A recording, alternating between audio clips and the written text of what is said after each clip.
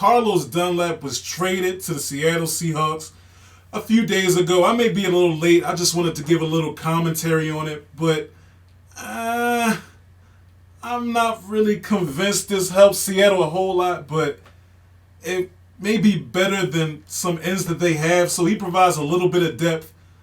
But trust me, Carlos Dunlap hasn't been a dominant force in the NFL since 2015. He's been serviceable, but he's not going to be the savior to Seattle's defense. But we're going to get into the tape, and I'm going to show you some things he does well and some concerns. So without further ado, let's get into the tape. All right, here the Eagles got one running back, one tight end, 3 receivers. You got Carlos Dunlap on the bottom of the screen.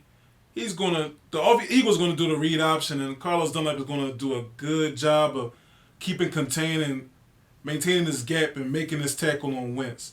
And that's something he does. If it's in the confines of this defensive scheme that he runs, he always is where he's supposed to be as far as his run fits. So that's one good thing. He doesn't crash down into the inside like a lot of defensive ends do. He maintains the integrity of the run lanes. All right, you got Carlos Dunlap on your left side. Now, this is a really impressive play to me because he gets involved on like a 3-step drop out of a shotgun. So, the steps are shorter in a shotgun because you already got depth. So he impacts this throw. Wentz gets the throw off to Ward, but he gets so close to Wentz and gets a hand on his arm.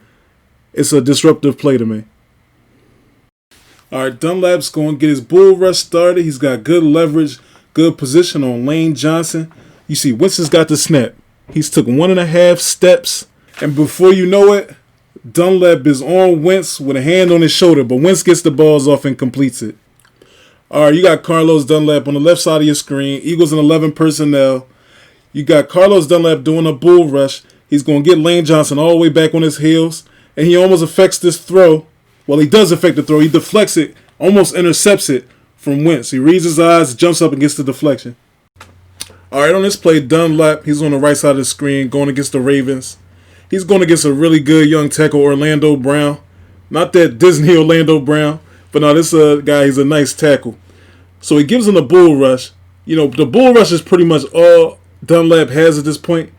So he gives him, and he's good at it, but he gives him the bull rush, pushes him back, gets him into the lap of Lamar Jackson, and he's good for the sack. That's his only sack of the season. And he had 9 tackles in the Philadelphia game. Outside of the tackles that he had in the Philadelphia game, he only has 4 tackles for the season and 1 sack. Those are far from Pro Bowl numbers. But Dunlap has showed a lot of bad things on tape, like a lot of lack of effort moments. But that just may come from a losing culture and him being with the Bengals for so long and no playoff contentions. Him going to the Seahawks might actually help his psyche, you know what I mean, and give him some motivation. So he could become a better player there. I see why Pete Carroll would take the chance on him. But this is Bad Sports. This is the end of the video. Please like and subscribe. Thank you for watching.